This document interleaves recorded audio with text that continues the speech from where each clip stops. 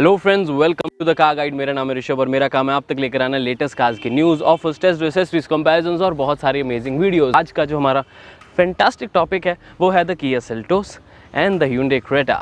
अब क्या है इन दोनों की खासियत? दोनों ही, एक पिछले साल की बेस्ट सेलिंग है, एक इस साल की बेस्ट सेलिंग बनती जा रही है। बहुत लोग पूछते हैं कि ये ली जाए या ये ली जाए। तो आज का जो वीडियो है वो है ड्राइव कंपैरिजन। उसमें मैं आपको ये लाइट्स ऐसी हैं, नई अलॉयज़ ऐसे हैं, पीछे तक डिज़ाइन ऐसे जाता है, वैसा कुछ नहीं दिखा रहा, बिकॉज ऑलरेडी वो बहुत कुछ दिखा चुके हैं, आप लोग सब जानते हैं, आपने देख भी लिया होगा। तो आज हम स्पेसिफिकली फोकस्ड हैं सिर्फ और सिर्फ ड्राइव के ऊपर कि आखिरकार दोनों गाड़ियों में चलाने में बेहतर कौन सी और क्या फ़र्क आ जाता है, वो जानना आपके लिए बहुत इंपॉर्टेंट है। वीडियो को कंटिन्यू करने से पहले मैं आपको बताना चाहूँगा 3 बातें। पहली बात, अगर आप एक नई गाड़ी लेने का सोच रहे हैं, चाहे वो सेल्टोस हो, चाहे वो क्रेटा हो, चाहे वो निसान किक्स हो, चाहे वो मारुति सुजुकी स्विफ्ट हो, अगर आप कोई भी गाड़ी लेना चाहते हो, उसके बेस्ट रेट चाहिए, क्विकेस्ट डिलीवरी चाहिए और टेस्ट ड्राइव भी चाहिए, तो डिस्क्रिप्शन में आपके लिए एक लिंक है, हमारी वेबसाइट पे एक छोटा सा फॉर्म भरें, आपको मेरी टीम से कोई ना कोई कॉल करेगा और आपको आपकी गाड़ी की बेस्ट ड्राइव चाहिए, बेस्ट रेट चाहिए, क्विकेस्ट डिलीवरी चाहिए, सब कुछ दिला देगा। लेकिन ये सर्विस अभी सिर्फ पंजाब के लिए है। अगर आप किसी और स्टेट से हैं तो डोंट यू वरी, सब्सक्राइब करके रखें चैनल को, बिकॉज आने वाले महीनों में ऑल ओवर इंडिया हम कवर करने वाले हैं। सेकंड चीज़, अगर आपको मेरे साथ लाइव सेशंस अटेंड करने हैं तो इंस्टाग्राम का लिंक भी नीचे है, उसे ज़रूर जाके फॉलो कर ले। संडे को हम लाइव सेशंस करते हैं जहाँ पर आप मुझसे अनलिमिटेड क्वेश्चंस पूछ सकते हैं। Last but not the least, मैंने आपके लिए अमेजॉन पे कुछ एसेसरीज शॉर्टलिस्ट करके रखे हैं, डिस्क्रिप्शन पे आपको लिंक मिल जाएगा। हमारे स्टोर से आप अपनी गाड़ी के लिए एसेंशियल एसेसरीज ले सकते हैं। 50 रुपये से लेकर 5000 तक की एसेसरीज है, चेकआउट ज़रूर कर लें।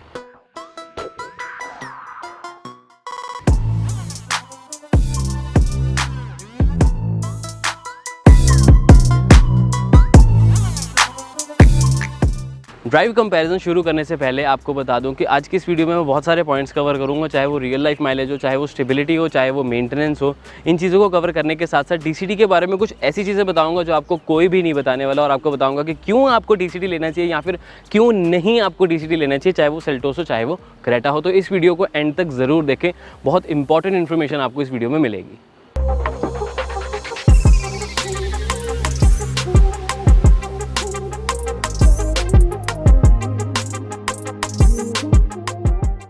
शुरुआत करते हैं सेफ्टी एंड सिक्योरिटी से। तो डेफिनेटली आपको गाड़ी में बहुत ही सेफ महसूस होता है। उसका सबसे बड़ा रीज़न है कि जब आप डोर्स बंद करते हैं ना, आपको एक थंपिंग साउंड सुनाई देती है, तो आपको पता लग जाता है कि हाँ यार, स्ट्रक्चर में कोई बात है, स्ट्रक्चर सॉलिड है।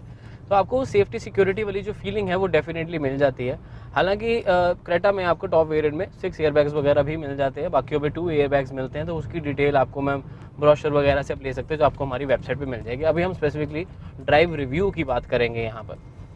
सेकंड पॉइंट आया था द NVH लेवल्स, यानी कि नॉइस वाइब्रेशन हार्शनेस। तो अब जैसे कि ये 1.4 लीटर का टर्बो पेट्रोल इंजन है, तो आपको रिफाइनमेंट पूरी मिलती है BS6 होने के साथ साथ। तो नॉइस अंदर आपको जो आती है, ये नहीं कहूँगा बिल्कुल नहीं आती है, लेकिन वो टर्बो चार्जर वाली नॉइस आती है, स्पोर्टी ट्यून आपको सुनने को मिलती है, जो आपको डेफिनेटली अच्छी लगेगी। मुझे तो बहुत अच्छी लगती है। जो टर्बो पेट्रोल गाड़ियाँ होती है ना, उनकी नॉइस थोड़ी सी अंदर ज़्यादा आती है, वो मुझे बहुत अच्छी लगती है। डीजल में क्या है कि वो थोड़ी हार्श नॉइस होती है, पेट्रोल में हार्श नहीं होती, बड़ी ही अच्छी ट्यून में मज़ेदार साउंड लगती है वो। सेकेंडली मैं बताना चाहूँगा आपको इसके वाइब्रेशंस के मामले में, तो वाइब्रेशंस आपको नहीं अंदर फील होते बिल्कुल भी। एक्सीलरेटर पे कोई आपको वाइब्रेशन नहीं है, क्लच तो है ही नहीं, तो ठीक है। स्टीयरिंग पे भी किसी तरह की कोई वाइब्रेशंस नहीं है।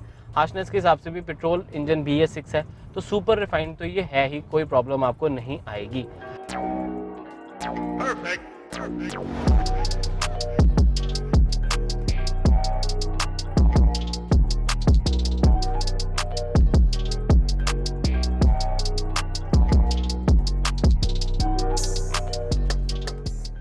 फिर आ जाती है बात विजिबिलिटी में पिलर्स की, जो पिलर्स हैं बेसिकली पूरी जो विड्थ है उनकी, वो काफ़ी कम है, तो आपको विजिबिलिटी में ऐसा कोई प्रॉब्लम नहीं आती। बोनट मेरे को कम्प्लीटली विजिबल है, ORVMs से भी विजिबिलिटी पूरी मिल जाती है। साइज़ भी ORVMs का बिल्कुल ठीक है, जैसा होना चाहिए वैसा ही मिलता है। IRVMs की जहाँ पर मैं बात करूँगा, उसमें क्योंकि पीछे आपको ग्लास पूरे बड़े साइज़ का मिल जाता है, तो वहाँ पर भी विजिबिलिटी में कोई प्रॉब्लम नहीं आएगी। तो विजिबिलिटी में मैं इसको 10 on 10 नंबर्स ईजिली दे सकता हूँ, बिकॉज ईजिली आप ड्राइव कर लेते हैं। जिनकी हाइट कम है, ज़्यादा है, वो साइड अपनी सीट की हाइट को एडजस्ट करके उस अकॉर्डिंगली चला पाएंगे, तो ऐसा सच प्रॉब्लम आपको नहीं आने वाली है। Then we talk about acceleration and braking. Acceleration and braking में DCD वेरिएंट है, तो इसमें 3 मोड्स आते हैं, इको मोड, कंफर्ट एंड आपको स्पोर्ट्स मोड। तो इको मोड में तो आपको पिकअप जो है वो इनिशियल नहीं मिलती है, मैं सच्ची बताऊं आपको इनिशियल पिकअप नहीं है, टॉर्क वगैरह फील ही नहीं होता, बिकॉज इको मोड पे ऑब्वियसली एक माइलेज ओरिएंटेड आपको परफॉर्मेंस देने की कोशिश करता है आपका ये engine.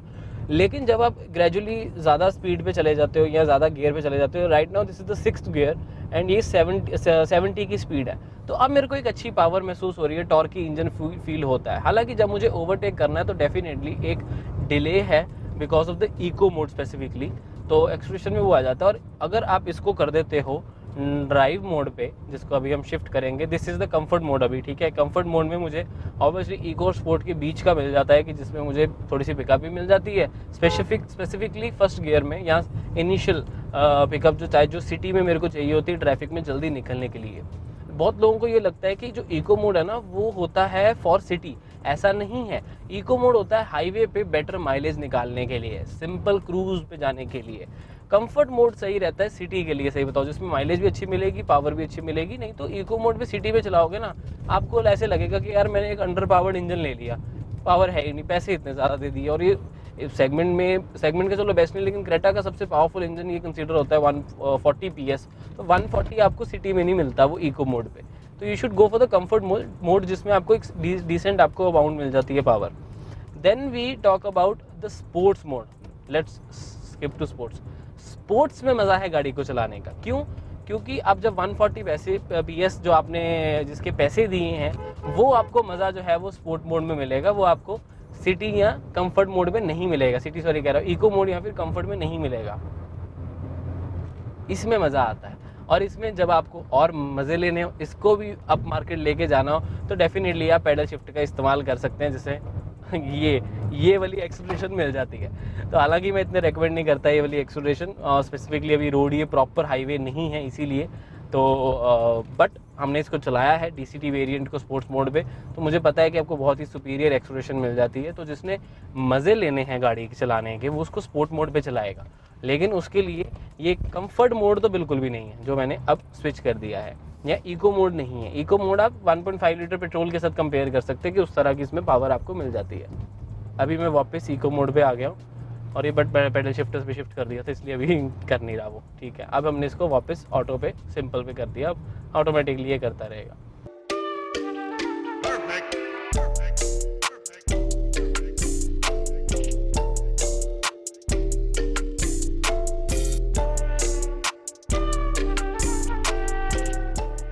Next point is braking. Braking is quite effective, मैं आपको वो भी करके दिखाता हूँ, रुको।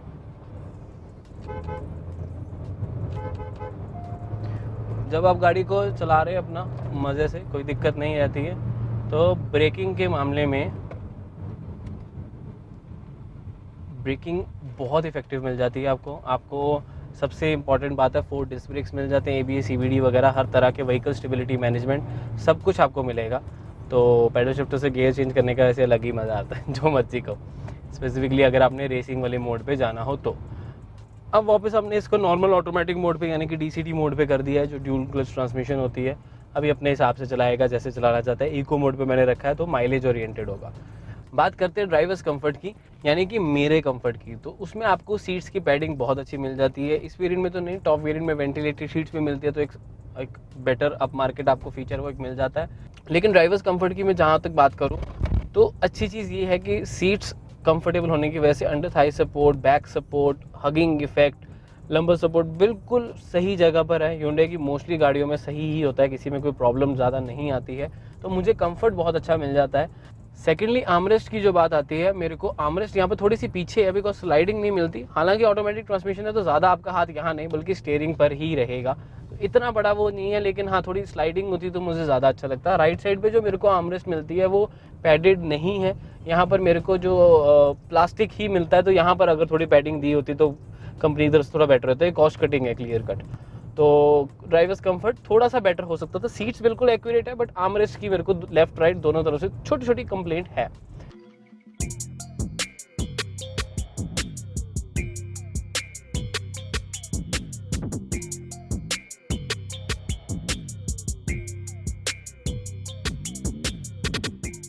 रही बात अर्गोनॉमिक्स की, उसमें 100% मैं अच्छे नंबर्स दे सकता हूँ, बिकॉज सब कुछ वेल प्लेस्ड है, कहीं पे कोई दिक्कत नहीं है। स्टोरेज स्पेसिस में भी आप इजीली अपना सामान जो रखना चाहते हैं, वायरलेस चार्जिंग के लिए, टच स्क्रीन के कंट्रोल्स करने हैं, हेलो ब्लू लिंक वाला फीचर है, साथ में नीचे आपको एसी कंट्रोल्स हैं, स्टीयरिंग मॉड्यूल कंट्रोल्स, मतलब हर जगह की जितने भी बटन्स हैं right side, left side, centre में, दिखने में सारा कुछ बिल्कुल वेल प्लेस्ड है, किसी तरह की कोई प्रॉब्लम मुझे नज़र नहीं आती है। तो अर्गोनॉमिक्स में मैं अच्छे नंबर गाड़ी को दे सकता हूँ। बात करते हैं इसकी ट्रांसमिशन की। अब डीसीटी ट्रांसमिशन है, इसमें मैं आपको बता रहा था कि कई चीज़ें आपको ध्यान में रखनी पड़ेंगी। तो अगर तो आपको माइलेज वाली तरफ जाना है तो आप डीसीटी मत लेना। उसका एक रीज़न है, ऐसा नहीं कि डीसीटी में माइलेज नहीं आती, लेकिन अगर आप डीसीटी में माइलेज निकालने लग जाओगे तो आप उसकी पावर यूज़ नहीं कर रहे हो और उसी पावर के आपने पैसे दिए हैं।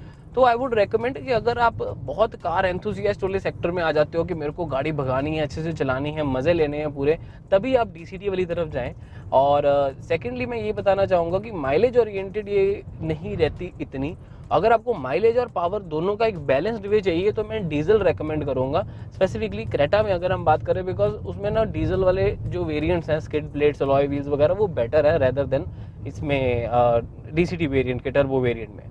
तो मुझे वो ज़्यादा बेटर एक परफॉर्मेंस व्हीकल लगता है कि परफॉर्मेंस भी मिल जाती है, फीचर्स भी मिल जाते हैं, माइलेज भी मिल जाती है। इसमें आपको या तो माइलेज में कॉम्प्रोमाइज़ करना पड़ता है या पावर में, बिकॉज अगर आप माइलेज ज़्यादा चाहिए तो आप इसको बड़े प्यार से चलाओगे, तो अगर प्यार से चलानी थी तो फिर टर्बो वाला वेरिएंट क्यों लिया।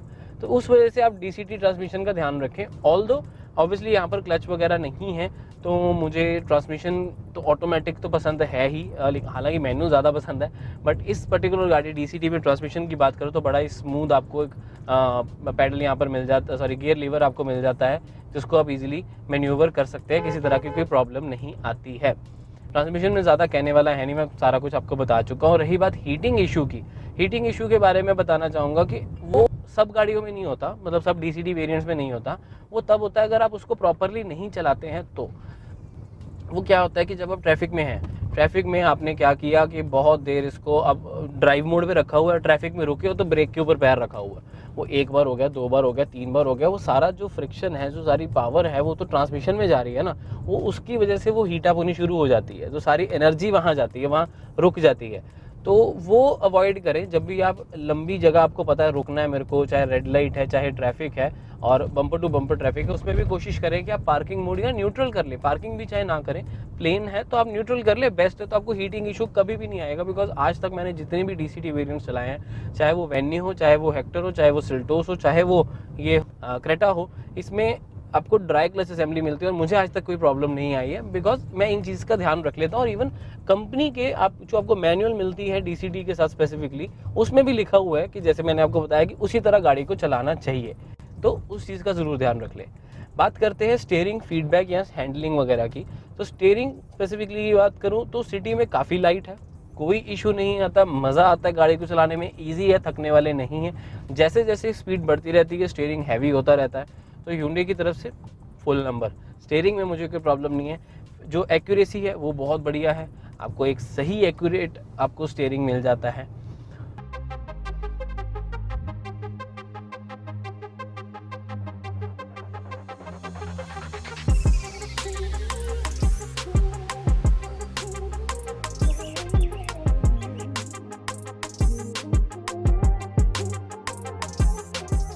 सस्पेंशन में ये थोड़ी सी सॉफ्टवेयर साइड है, तो आपको बॉडी रोल थोड़ा सा महसूस होगा अनडाउटेडली, उसमें आपको वो थोड़ा सा बेयर आउट करना पड़ेगा, ठीक है, तो वो आप देख लीजिए। और लेकिन उसका एक बेनिफिट ये है कि आपको सिटी में आपको बड़ी कुशनी राइड, सिंपल राइड मिल जाती है। हाईवे पे काफ़ी स्टेबल वैसे हो जाती है, बहुत ज़्यादा सॉफ्ट नहीं है, लेकिन हाँ सॉफ्टवेयर साइड पर है। हाईवे पे एक स्टेबल हो जाती है, हाई स्पीड्स पे आपको मज़ा आएगा। स्पीड ब्रेकर्स में थोड़ा सा बाउंसी हो जाती है हाई स्पीड्स पे, जब थोड़ी कम स्पीड होगी तो बाउंसी आपको नहीं फील होगी। तो उस तरह की इसका सस्पेंशन है। कॉर्नरिंग में कोई ज़्यादा प्रॉब्लम नहीं आती, कॉन्फिडेंट कॉर्नरिंग है, लेकिन थोड़ा सा आपको जो बॉडी रोल है वो महसूस होता है, स्पेशली पीछे। तो उसके अलावा आपको एज सच कोई ज़्यादा प्रॉब्लम नहीं आएगी सस्पेंशन के पॉइंट से। रियल लाइफ माइलेज की बात करें तो अप्रॉक्सीमेटली अभी मेरी 10.3 आ रही है, बट आप देख सकते हैं कि हमने किस तरह हार्शली इस गाड़ी को चलाया है, पैडल शिफ्टर भी पूरे इस्तेमाल किए हैं। तो वही मैंने बताया था कि माइलेज ओरिएंटेड कार ये नहीं है, this is more of a performance oriented vehicle.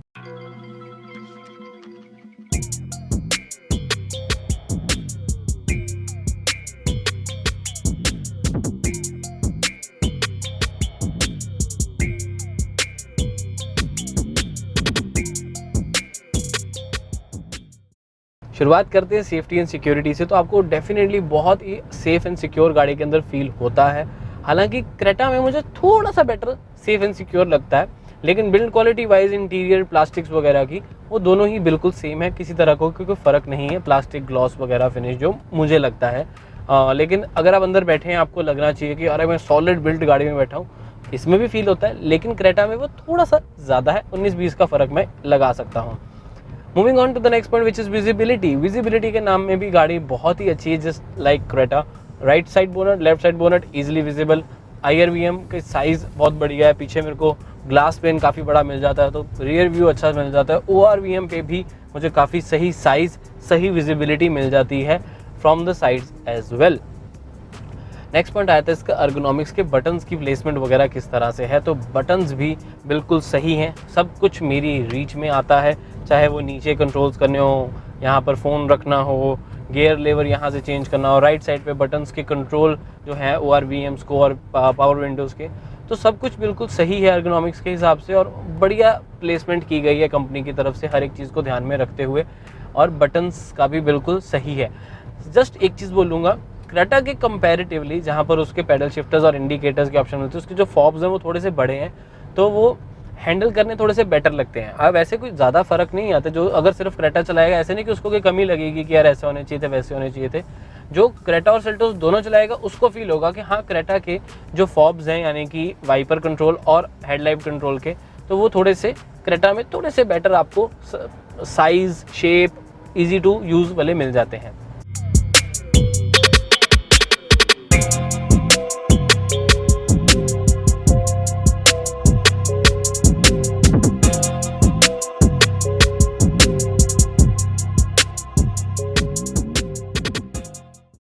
Next point would be the driver's comfort. अभी मेरे को थोड़ा आगे निकलने में भी टाइम लगेगा आई गेस। ड्राइवर्स कंफर्ट की जहाँ तक बात करते हैं तो मुझे बहुत ही प्यारा कंफर्ट मिल जाता है सीट्स का। वेंटिलेटरी सीट्स आपको टॉप वेरिएंट दोनों में ही मिल जाती हैं, तो बैक आपकी बिल्कुल सही रहती है, सपोर्ट आपको पूरा रहेगा। साथ के साथ आपको जो पेडल्स वगैरह के ऊपर मतलब जैसे डेड पेडल है तो अपना लेफ्ट पैर आप इजीली रेस्ट कर सकते हो। बाकी राइट साइड पे भी आपको किस तरह का कोई क्लॉस्ट्रोफोबिक नहीं लगता है। यहाँ पर अच्छी सपोर्ट मिल जाती है मेरे को अपने थाई के लिए और काफ के लिए बढ़िया सपोर्ट मिल जाती है। ड्राइवर्स कंफर्ट में सेकंड पॉइंट आ जाता है, इंपॉर्टेंट जो पॉइंट है वो आ जाता है इसकी आर्मरेस्ट। यहाँ पर मेरे को स्लाइडिंग आर्मरेस्ट नहीं मिलती है क्योंकि इसके नीचे स्टोरेज दी गई है और एयर प्योरीफायर भी है, लेकिन इसकी आर्मरेस्ट की पोजीशनिंग बिल्कुल ठीक है और पैडिंग अच्छी की गई है ताकि मैं गियर लीवर को यूज़ करना चाहता हूँ तो यहाँ पर अपना लेफ्ट हैंड रख सकता हूँ। राइट हैंड साइड पे भी मेरे को बहुत ही प्यारी पैडिंग मिल जाती है। एक सेकेंड हम इसको ओवरटेक कर ले पहले।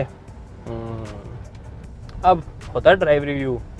राइट साइड पे मेरे को बहुत प्यारी पैडिंग मिल जाती है फॉर माई राइट आर्म, तो वो एक अच्छी चीज़ है और बड़ी सॉफ्ट लेदर पैडिंग यहाँ पर मिलती है। मज़ा आता है ड्राइवर कंफर्ट में, मैं इसको थोड़े से बेटर नंबर्स देना चाहूँगा। फिर बात करते हैं इसके अगले पॉइंट की जो कि है एक्सेलरेशन और ब्रेकिंग। अब दोनों में इंजन तो बिल्कुल सेम आता है, किसी तरह का कोई फ़र्क नहीं है, ब्रेकिंग वगैरह सब सेम है, टेक्नोलॉजी सेम है, ऑल 4 डिस्क ब्रेक्स आपको दोनों ही गाड़ियों में मिल जाती हैं। एक्सेलरेशन में मैं आपको फिर भी बताना चाहूँगा कि DCT ट्रांसमिशन यानी कि टर्बोचार्ज पेट्रोल इंजन वाले जो ट्रांसमिशंस हैं वो माइलेज ओरिएंटेड नहीं, वो परफॉर्मेंस ओरिएंटेड है। ऐसा नहीं है कि इसमें माइलेज नहीं मिलेगी, लेकिन माइलेज मिलेगी तो आपको बहुत ही प्यार से गाड़ी को चलाना पड़ेगा, तो वो फिर बात नहीं रह जाती यार। अगर आपने इतने पैसे लिए हैं टर्बो पेट्रोल इंजन के लिए 140 PS पावर के लिए, तो डेफिनेटली आपको हक बनता है उसको बहुत तेज़ चलाने का या ओवरटेक करने की, वो पावर पंची फील करने का। उसमें आपकी माइलेज ऑब्वियसली काफ़ी कम हो जाएगी, तो उसमें कोई शक नहीं है एंड वो आप ध्यान ज़रूर रख सकते हैं। तो क्रेटा में मैंने आपको अच्छे से एक्सप्लेन कर दिया उसका कि क्या है DCT माइलेज, कैसे किसको लेनी चाहिए किसको नहीं, सब कुछ उसके बीच में आ जाता है।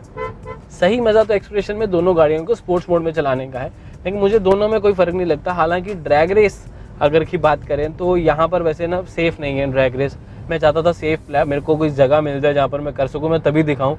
तो रोड ऐसी कोई नहीं है जो अगर बड़ी है तो वो यूज़ हो रही है, अगर छोटी है जो यूज़ वो नहीं होती यूज़ तो वो बहुत छोटी है। तो कोई भी सेफ़ एरिया नहीं मुझे मिला जहाँ पर मैं दोनों गाड़ियों का एक ड्रैग रेस कर पाऊँ, लेकिन बहुत जल्द होपफुली वो भी करूँगा, जगह ढूंढ रहा हूँ। जैसे मिल जाएगी तो दोनों के DCT ट्रांसमिशंस का एक ड्रैग रेस डेफिनेटली बनता है आप सबके लिए।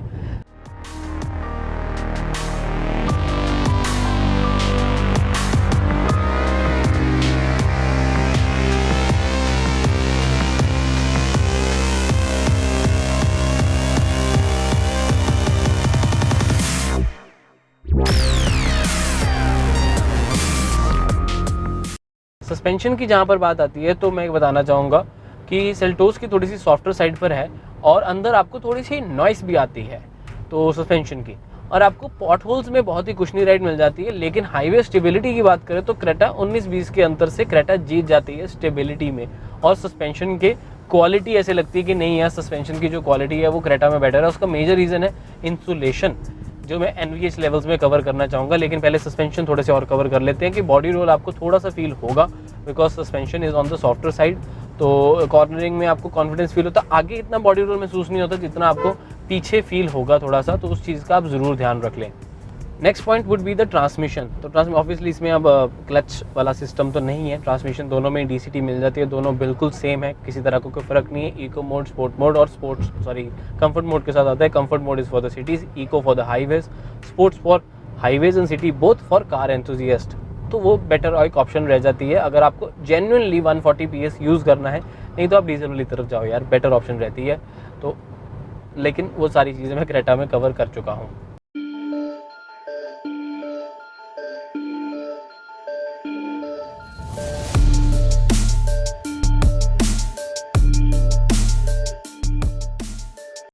स्टीयरिंग फीडबैक बहुत ही इंपॉर्टेंट फैक्टर, दोनों में काफ़ी कन्फ्यूजन है। मुझे सच्ची बताऊं, मैं आज एक ही दिन मैंने दोनों गाड़ियां अच्छे से चलाई हैं, तो मुझे कहीं ना कहीं लगता है कि स्टीयरिंग के हिसाब से सेल्टोस मुझे थोड़ी ज़्यादा ड्राइव करने में अच्छी लग रही है। मतलब सिर्फ स्टीयरिंग फीडबैक की बात नहीं है, ओवरऑल इंटीरियर की जो छोटी छोटी टेक रिलेटेड चीज़ें हैं ना, स्क्रीन वगैरह है, थोड़ी सूदिंग लगती है, उसमें ओवरडू लगती है, थोड़ी सी अच्छी ज़रूर लगती है मुझे, जो स्पेशली उसका इफेक्ट वगैरह आता है, बट वो थोड़ा वो चीज़ आ जाती है। तो इंटीरियर वाइज मुझे थोड़ी सी ये सेल्टोस मुझे बेटर लगती है। हाँ, स्टीयरिंग की मैं बात कर रहा था, जो मैं भटक गया, सॉरी। स्टीयरिंग में मैं आपसे डिस्कस करूँगा, तो मुझे कहीं ना कहीं थोड़ा सा सेल्टोस का स्टीयरिंग बेटर लग रहा है बिकॉज क्रेटा का सिटी में काफ़ी लाइट है। अब सेल्टोस चलाने के बाद मुझे लग रहा है कि क्रेटा का कुछ ज़्यादा ही लाइट है। अच्छी बात है लाइट होना, लेकिन कई बार को बहुत ज़्यादा लाइट हो जाता है। ये उससे थोड़ा सा हैवी है, लेकिन आपको ना फील होता है कि हाँ आप एक SUV में बैठे हो। मतलब वो एक अगर फील आपको लेनी है स्टीयरिंग फीडबैक के तौर पे, तो आपको वो सेल्टोस में मेरे हिसाब से बेटर मिल जाती है। और एक्यूरेसी दोनों की सही है, दोनों बिल्कुल एक्यूरेट है, किसी तरह की कोई प्रॉब्लम नहीं आती, डिले नहीं है, फीडबैक बहुत अच्छा मिल जाता है। आपको दोनों में ही एक अच्छा स्टीयरिंग मिल जाता है, बट मुझे थोड़ा सा सुपीरियर, लेकिन ये अपनी अपनी प्रेफरेंस होती है। किसी को सिटी में ही चलाना है, लाइट वेट चाहिए, तो वो क्रेटा वाली तरफ जाए, लेकिन अगर किसी को थोड़ा SUV वाली फील चाहिए स्टीयरिंग से, तो वो सेल्टोस की तरफ मुझे लगता है कि एक बेटर ऑप्शन उसके लिए मानी जाती है। वही है, जैसे जैसे स्पीड बढ़ती जाएगी थोड़ा सा वेट इसका बढ़ता रहता है, बट अच्छा है, फील करने में अच्छा है। लेदर जो क्वालिटी यूज़ की गई है इसमें, वो मुझे थोड़ी बेटर लग रही है बिकॉज ये थोड़ा मोटा लेदर है, तो आपको सॉफ्ट फील होता है, उसमें उतना सॉफ्ट फील नहीं होता। ग्रिप के लिए हिसाब से अच्छा है, डी कट तो चलो दोनों में मिल जाता है, लेकिन मुझे ये थोड़ा सा स्टीयरिंग बेटर लग रहा है फीडबैक में, हैंडलिंग में और फील में भी।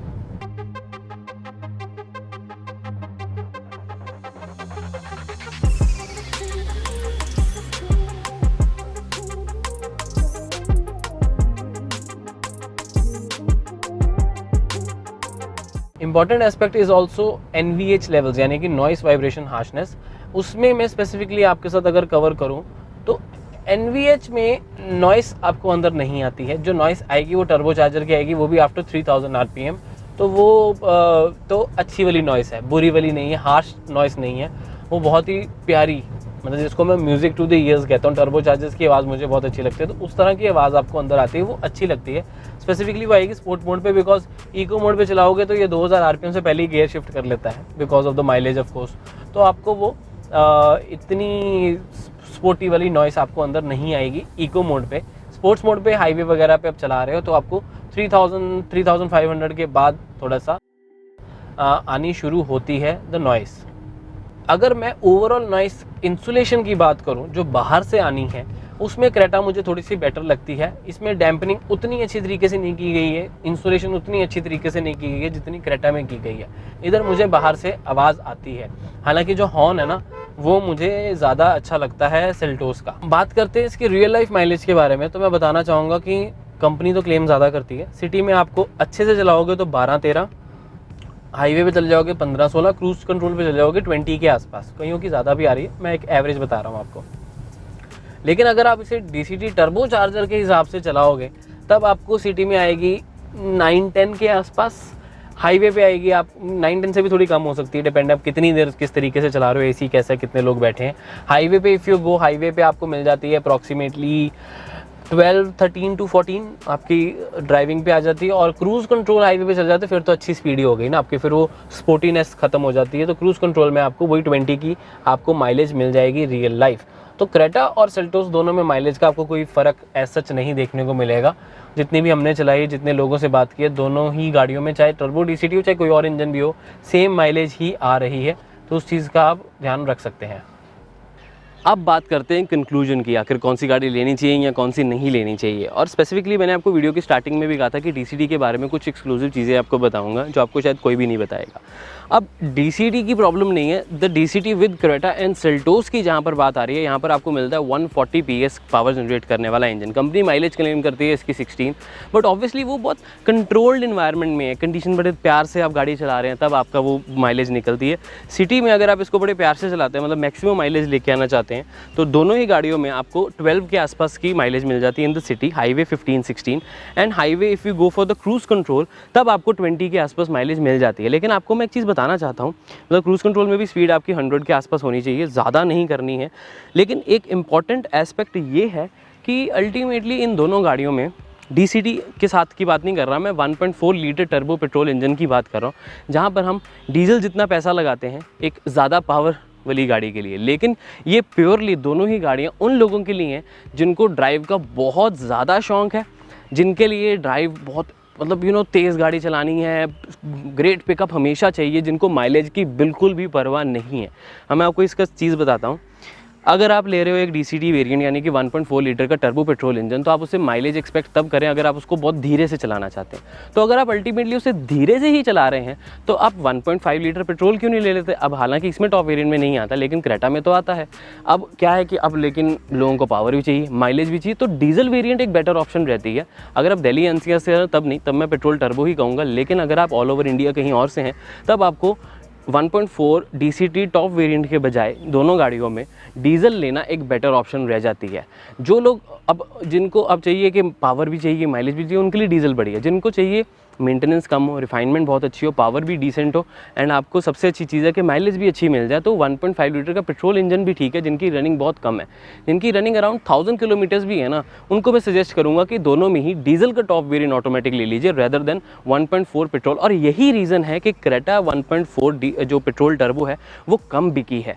वहीं पर अगर हम देखेंगे सेल्टोस वो ज़्यादा बिकी है, बिकॉज उसमें आपको 1.5 लीटर का पेट्रोल इंजन नहीं मिलता है। या तो डीजल ऑटोमेटिक लो या आप टर्बो का अपना डीसीटी वाला लो। तो इन चीज़ों का आप ध्यान ज़रूर रख लें, बिकॉज डीसीटी के साथ सिटी में अगर आप हार्शली चलाते हैं तो आपको बिलो 10 माइलेज ही आती है, 8-9 के आसपास। माइलेज ज़्यादा चाहिए तो आपको बहुत प्यार से चलाना पड़ता है। लेकिन अगर प्यार से ही चलाना था तो 1.4 लीटर का टर्बो पेट्रोल इंजन क्यों लिया, फिर तो 1.5 वाला पेट्रोल भी ले सकते थे, या इनफैक्ट डीजल भी ले सकते थे। टॉर्क तो उसमें भी आपको अच्छी मिल जाती है, पावर अच्छी मिल जाएगी, माइलेज भी बेहतर मिल जाएगी, तो प्राइस तो उतना ही पे करना है।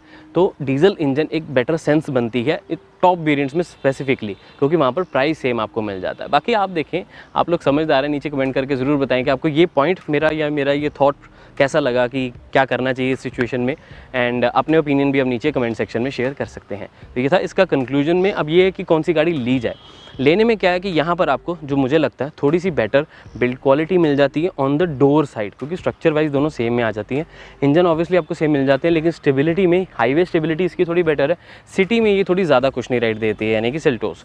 अब चीज़ ये आ जाती है कि क्रेटा में आपको अच्छा मिलता है Hyundai की ब्रांड वैल्यू। यहाँ पर किया अभी एक नया ब्रांड है, इसीलिए अभी प्रेजेंस नहीं है इंडिया में उसकी, लेकिन आपको फिर भी एक बेहतरीन लुक्स मिल जाते हैं, फीचर्स अच्छे मिल जाते हैं। इसमें थोड़ी पैनोरामिक सनरूफ का एक एडवांटेज हो जाता है, इसी वजह से ज़्यादातर लोग क्रेटा की तरफ जा रहे हैं। ब्रांड, पैनोरामिक सनरूफ और कुछ फीचर्स की वजह से, जैसे कि hello blue link open the sunroof, इसमें वो नहीं है।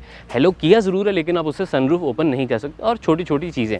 तो आपको याद है ना, जैसा कि मैंने कहा था कि अगर आप जल्दी चाहते हैं डिलीवरी या बेस्ट रेट्स चाहते हैं सेल्टोस के हो, तो भी मेरे को आप कर सकते हैं। वहाँ पर हमारी वेबसाइट पे चेक करके वहाँ पर अपना फॉर्म भर सकते हैं। चाहे वो क्रेटा हो, जहाँ पर आपको पैनोरामिक सनरूफ, एक बेटर ब्रांड इंडिया प्रेजेंस के हिसाब से वो सब चीज़ें मिल जाती हैं। तो अपना मन बनाएं, कोई दिक्कत आती है तो नीचे कमेंट कर लें, मैं आपको आंसर उसका दे दूंगा। और वेबसाइट तो हमारी है ही, जहाँ पर आप गाड़ी के बारे में, दोनों गाड़ियों का फॉर्म भर दो, ज़्यादा बात है ना, दोनों गाड़ियों का फॉर्म भर दो, एक क्रेटा का एक सेल्टोस का, दोनों की टेस्ट ड्राइव आपको आपके घर में मिल जाएगी, no issues at all.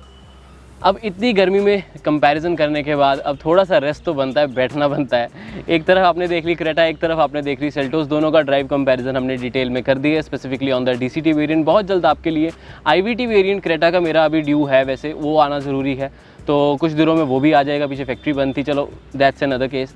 But ये था हमारी तरफ से the detailed comparison of both the cars. उम्मीद है आपको वीडियो पसंद आई होगी, अगर आई है तो किस बात का वेट करें, इस वीडियो को लाइक ज़रूर कर दें, शेयर कर दें।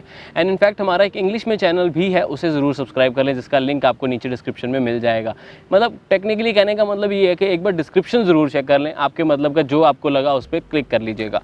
तो उम्मीद है वीडियो आपको पसंद आई होगी। नीचे कमेंट कर दें कि आप हमारे बारे में और इन दोनों गाड़ियों के बारे में क्या सोचते हैं, एंड आपके ओपिनियंस मेरे लिए काफ़ी मैटर करेंगे। मिलता हूँ आपसे अगली वीडियो में। Until then drive safe, take care. अब मैं चलता चलता बाय तो नहीं कह सकता, मैं यहीं बैठ रहा हूँ। So take care, drive safe.